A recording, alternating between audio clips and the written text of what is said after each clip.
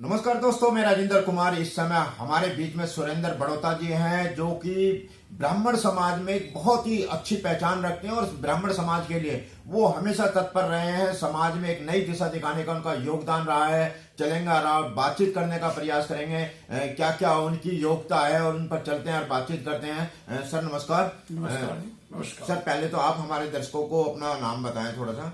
मैं सुरेंद्र शर्मा बड़ौता, अध्यक्ष जिला करनाल ब्राह्मण सभा। बड़ौता जी, ये जानना चाहेंगे कि अभी आपको याद होगा कि यहाँ पर हरियाणा में मुख्यमंत्री जी आए थे। करनाल में जो है उन्होंने कुछ ब्राह्मण समाज को लेकर के कुछ घोषणाएं की थी, उस पर कहाँ तक अब तक अमल हो रहा है, क्या कहना चाहेंगे? देखिए, 11 दिसंबर को उड्डा ग्राउंड सेक्टर 12 में भगवान परशुराम महाकुंभ हुआ था, जो प्रदेश सत्र का था, जिसके मुख्य अतिथि माननीय मुख्यमंत्री हरियाणा श्री मनोहर लाल जी थे।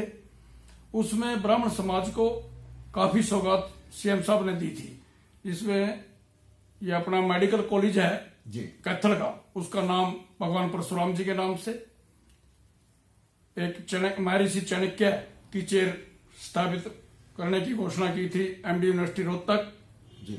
भगवान परशुराम जी के नाम से उनके जन्मदिन पर छुट्टी, गस्टेड छुट्टी की घोषणा, पुजारी पुरोहित कल्याण बोर्ड की घोषणा, पेरावर की जो जमीन थी जो चर्चित थी मीडिया में भी, उसमें जो पेनल्टी थी सारी पेनल्टी माफ कर दी थी, और उसमें 100 सीटें बीएमएस की और 35 सीटें अलग अलग विभाग में एमडी और एमएस की देने की घोषणा की थी।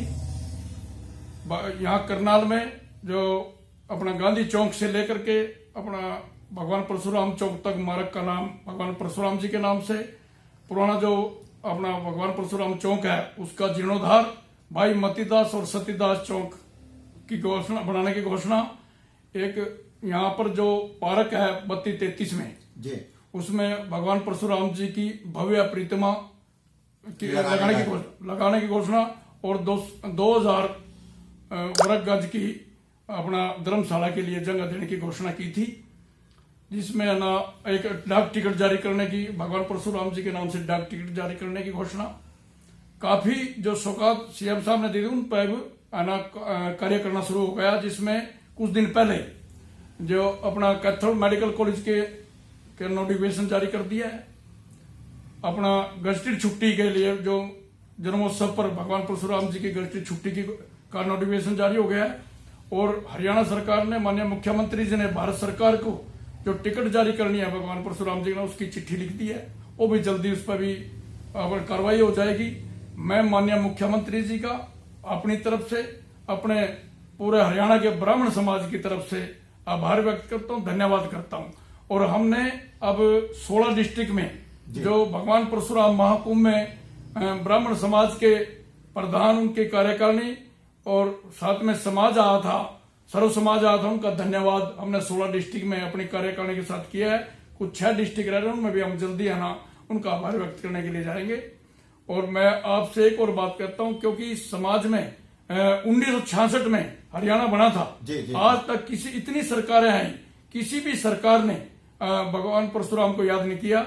ये भी श्रेय माननीय मुख्यमंत्री श्री मनोहर लाल जी और हरियाणा सरकार को जाता है। उन्होंने जो पिछले दिनों 11 दिसंबर को प्रदेश सत्र का करनाल में भगवान परशुराम महाकुंभ सरकारी तौर पर मनाया। इनमें पहले भी जैसे गुरु तेग बहादुर जी का 400 साला पर्व पानीपत में मनाया था, कबीर जी की जयंती रोहतक में मनाई थी, और या कश्यप जयंती करनाल में मनाई थी, और इसी कड़ी में सूरसेन जी की जयंती मनाई थी हिसार में। तो मैं, क्योंकि महापुरुष और भगवान किसी जाति विशेष और किसी धर्म मजहब के ना होकर के पूरे मानव समाज के होते हैं, पूरे मतलब सभी धर्मों और मजहब के होते हैं। जी, जैसे आपने अभी बताया भी है कि ब्राह्मण समाज को जोड़ने के लिए हरियाणा प्रदेश के आपने काफी दौरे किए हैं और 16 जिले शायद आपने कर लिए हैं। तो ऐसे में जो ब्राह्मण समाज है संगठित है, तो संगठित के साथ साथ जो है एक प्रेरणा कैसे दी जा सकती है? देखिए, इसमें जो आपस में है ना, हमने सकारात्मक सोच के साथ आगे बढ़ना चाहिए। हम एक दूसरे से मिल बैठ कर कोई आपस में ग्रीवेंसीज हैं को दूर करना चाहिए, और जब हम आपस में मिलेंगे जुलेंगे, उसके कोई भी ऐसी समस्या नहीं है जो नहीं हल हो सकती।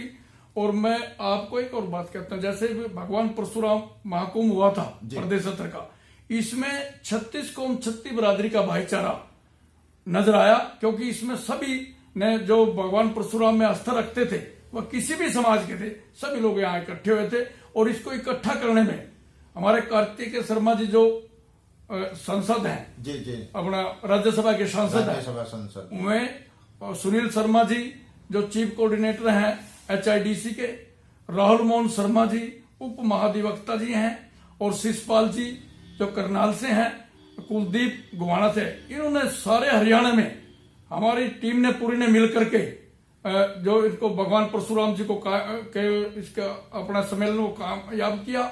इनका भी मैं अपनी पूरी टीम की तरफ से और कार्यकारिणी की तरफ से आभार व्यक्त करता हूं, धन्यवाद करता हूं। पुनः फिर मैं माननीय मुख्यमंत्री ने जो समाज को इतनी सौगात दी और उन पर कार्य शुरू किया, इनके लिए भी मैं माननीय मुख्यमंत्री श्री मनोहर लाल जी का अपनी तरफ से, अपनी पूरी कार्यकारिणी की तरफ से, पूरी कॉलेजियम मेंबरान की तरफ से और प्रकोष्ठ के सभी अध्यक्षों की तरफ से, ब्लॉक अध्यक्षों की तरफ से, पूरे समाज की तरफ से धन्यवाद करता हूं, आभार व्यक्त करता हूं। अच्छा सर, मैं ये भी जानना चाहूंगा कि जिस तरीके से मुख्यमंत्री जी द्वारा जो है वो काफी घोषणाएं की गई, मेडिकल कॉलेज की गई और जो है परशुराम जी के रास्ते मार्गदर्शन का किया गया, तो ये इनकी कब तक उम्मीद है कि वो कब तक जल्दी? देखो 3-4 में तो मैंने बताई है, मेडिकल कॉलेज जो अपना कैथल में है उसका नोटिफिकेशन जारी हो चुका है। अपना ये भगवान परशुराम जी के जन्मोत्सव पर राष्ट्रीय छुट्टी का नोटिफिकेशन जारी हो चुका है, और जल्दी अगर चिट्ठी हरियाणा सरकार ने माननीय मुख्यमंत्री जी ने भारत सरकार को लिखी है जो टिकट जारी करनी, जो भगवान परशुराम जी के लिए तो वो भी जल्दी केंद्र सरकार के द्वारा जो है मंजूरी हो जाएगी। अच्छा, और कोई समाज में संदेश देना चाहेंगे आप? देखो, मैं समाज में एक ही बात कहता हूँ, जो आपस में है ना मिलजुल कर आगे बढ़े, क्योंकि ब्राह्मण समाज 36 कौम 36 बिरादरी का नेतृत्व करता है, उनको दिशा देता है और दिशा देनी चाहिए, क्योंकि ये है ना इस सभी ब्राह्मण समाज यानी सबके सुख के लिए कामना करता है।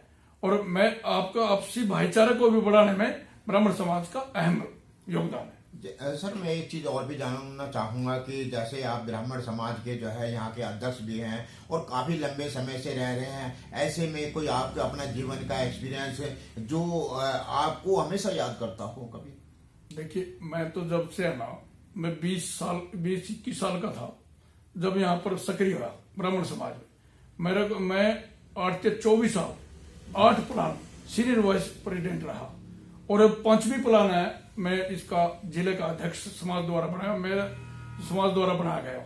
यहाँ सबसे पहले हमारे प्रधान थे पंडित प्रकाश चंद जी एडवोकेट, उन्होंने इस संस्था को रजिस्टर कराया था और इस जगह को खरीदा था। उसके बाद पंडित मास्टर श्री राम जी हुए, उन्होंने इसको भवन का निर्माण शुरू किया। फिर पंडित कृष्ण लाल जी ने यह जो भंडारा यहाँ चलता है दोनों समय भंडारे की व्यवस्था करी और यहाँ पर शिव मंदिर बनाया। उसके बाद हमारे जितने महेश शर्मा जी चोचड़ा वो प्रधान रहे। उसके बाद हमारे ये अमुपर से है ना जोशी जी वेद प्रकाश जोशी जी रहे, फिर सुरेंद्र शर्मा बरसत रहे।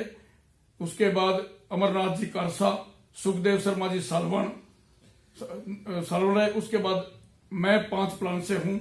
यहाँ पर ब्राह्मण समाज के लिए नहीं 36 कौम 36 बिरादरी के लिए भंडारे का आयोजन किया जाता है समाज द्वारा, लेकिन कोई भी भाई किसी भी कौम का भाई आकर के यहाँ ठहर सकता है और भोजन ले सकता है। अच्छा, कितने साल बाद में ये जो है ब्राह्मण समाज का चुनाव होता है? 3 साल के बाद। 3 साल के बाद में इसमें ना इसमें टोटल वोट है ना 5,500 के करीब टोटल वोट है डिस्ट्रिक्ट की। ये जिले की संस्था है जी, और इसमें 55 कॉलेजियम है। इसमें 11 कार्यकारिणी के बनते हैं, प्रधान, उप प्रधान, जनरल सेक्रेटरी, कैशियर और 6 कार्यकारिणी के सदस्य बनते हैं चुनाव के दौरान। सर, इसमें कोई योग्यता का भी इसमें कोई नहीं, इसमें जो प्रधान का चुनाव होता है ना उसकी है ना एज 45 साल से अबव होनी चाहिए, और कोई नहीं योग्यता की कोई जी। जो ब्राह्मण है और 21 साल जिसकी उम्र है उसका मेंबर बन सकता है, मेल और फीमेल दोनों मेंबर बन सकते हैं। अच्छा, एक चीज और भी है कि यहाँ पर मैं ये बताया जाता है कि आपके नेतृत्व में जो है यहाँ पर हमेशा भंडारा चलता रहता है। समाज का कोई भी वर्ग जो है वो भोजन भी कर सकता है अपना जो है, तो क्या कोई उसके लिए कोई नियम कोई कुछ तो नहीं है? नहीं, कोई भी आ सकता है, कोई भी आ सकता है। इसमें देखो, ये जो हम सीजन में कणक इकट्ठे करते हैं वो केवल ब्राह्मण समाज से करते हैं, गाँव से डिस्ट्रिक्ट में से। तो इसमें आने के बाद जो भी है ना यहाँ भंडारे का आयोजन होता है दोपहर को और शाम को 2 समय होता है। कोई भी भाई 36 कौम 36 बरादरी का भाई यहाँ आ सकता है और भोजन पा सकता है, ठहर सकता है।